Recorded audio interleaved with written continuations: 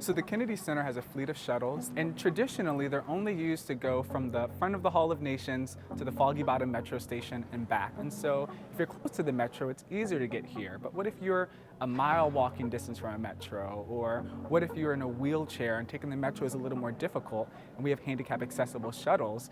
And so we've selected 5 different libraries throughout the district where we're actually going to them and picking up about the same amount of patrons and bringing them here to see Millennium Stage performances.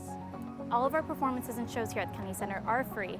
So in thinking through that, what are the other barriers and obstacles to coming to those performances? So there's cost, but then there's also just the ability to understand what is going on at the center and who these shows and performances belong to. And a big obstacle to that is language. So we actually translated the materials for all the registration for Impactful Connections into Spanish. So that way there's no language barrier. All of the registration pages, confirmation emails, and even those who will be on the shuttle today will be able to provide services in both English and Spanish.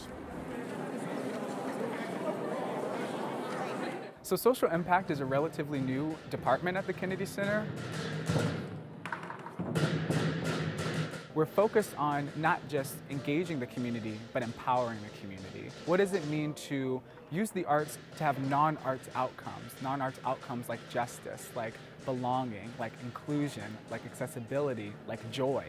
And that's the work that we get to take on every day, and we get to work with all of our colleagues at the center throughout the district and across the country to continue to make sure that that work is embedded here at the Kennedy Center, but it's also started to be embedded in other institutions and partner organizations that we work with.